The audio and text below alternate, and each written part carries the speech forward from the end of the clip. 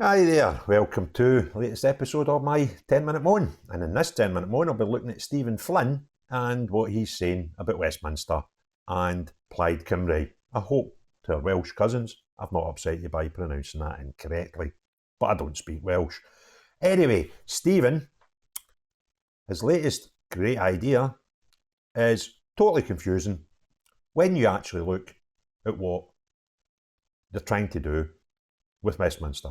Now, just to remind you before I go into this, Humza, he's decided that we should hunt the Tories and clear them out of Scotland. Right? That was his rant a week ago at the SNP campaigners conference. Today, according to the Herald, SNP Westminster leader Stephen Flynn is set to say that his party and others must break up the cosy Westminster consensus. He is addressing Plaid Cymru members on Friday. That's today. Mr Flynn will deliver a fraternal speech to Plaid Cymru's spring conference in Carnarvon. Again, hope I've not offended our French cousins. The two parties share similar political outlooks in several areas and are seeking independence referendums for Scotland and Wales. Didn't realise the Welsh were after an independence referendum, but there you go. The SNP will take aim at Labour's Keir Starmer in his speech on Friday. He will say it's becoming ever clearer that the ambitions of Sir Keir Starmer are not just the return of New Labour, he is now an active fanboy for Thatcherism. Not for the first time, Labour's leadership has abandoned progressive politics in pursuit of power. He added, it is therefore up to us, the SNP, Plaid Cymru and others to offer an alternative. An alternative will break up the cosy Westminster consensus. Now, that leaves me with a problem. Because you've got Humza up here telling everybody when it comes to the Westminster election, which is soon to be, and it will be any time between May and November, that we should hunt the Tories out of Scotland. Tories are bad. You're terrible. Now, we've got Mr Flynn telling us Labour's terrible. And the SNP, Plaid Cymru and others should get together. And do what? What is it you exactly want to happen here? Because you've been telling us for a decade that the Tories in Westminster are terrible. Now you're telling us if Labour get in, they'll be terrible. Well, what is it you actually want? Do you expect a country, Parliament, to be run by people like you who only contest 10% of the seats? Is that what you're actually saying here? Or are you wanting some super coalition with you and Plaid Cymru and the unnamed others?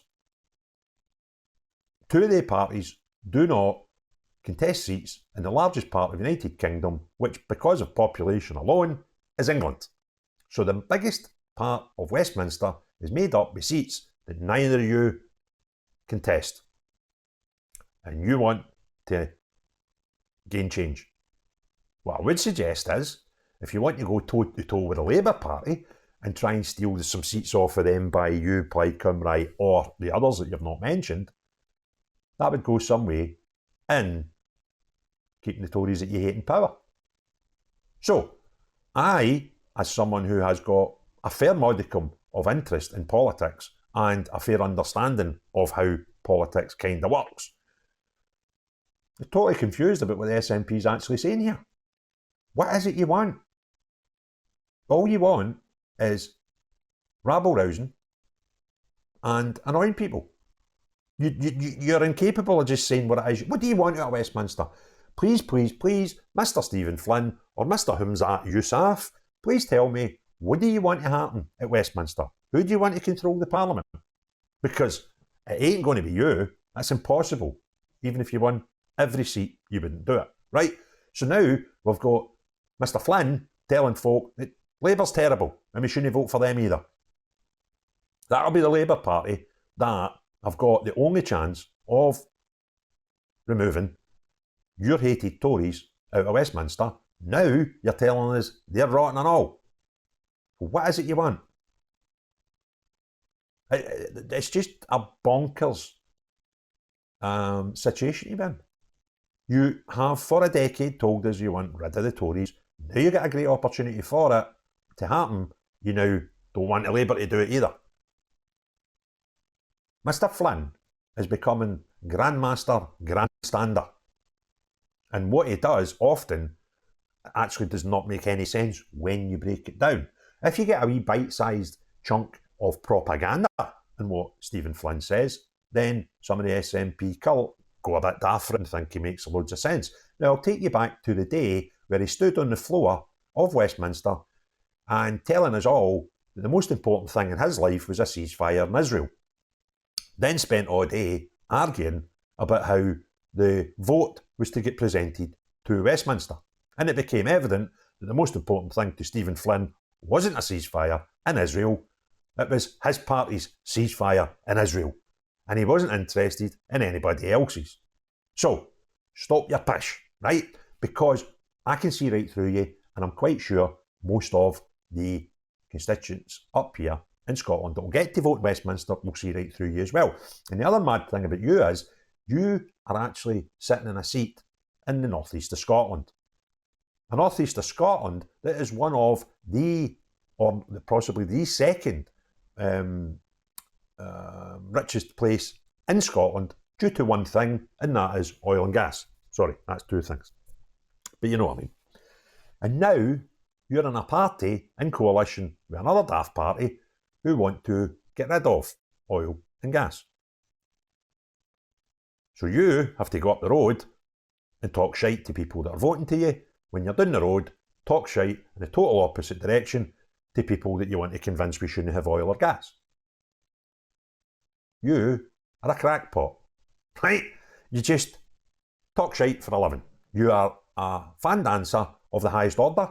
You are, if I had to pick one politician to represent me in SNP buzzword bingo, it'd be a tight shout between you and Humza, right? That's how much nonsense you talk. It's just flip-flopping, and you'll go, oh, but we need a ceasefire. That's right. See if that's genuinely what you believe, I need a ceasefire in Gaza. Then crack on. But that whole day at Westminster was about you and your party, not about anybody in Gaza. If you wanted a ceasefire in Gaza, you could have had one on the floor at Westminster, and you could all have voted for or against it. But you spent all day arguing because the Speaker was going to put up a Labour vote first. That's what that was all about. Total bonkers. And the other thing he's keep going on about is how Brexit was so terrible because we had a hard Brexit. Yet your party had the opportunity to vote for a soft Brexit in terms of a customs union with Europe, right? What did you do? You abstained. I think the vote failed by like 5 or 6 votes. So if you didn't abstain and you went and voted for what you actually are now grandstanding about, the whole of the UK would have a softer Brexit. But then you couldn't hold it against Westminster by going on about bloody Brexit for 6 years, right? So you do it all the time, and see me, I ain't buying it, okay? And every time you do it, I'm going to point it out to the public, because that's what you deserve.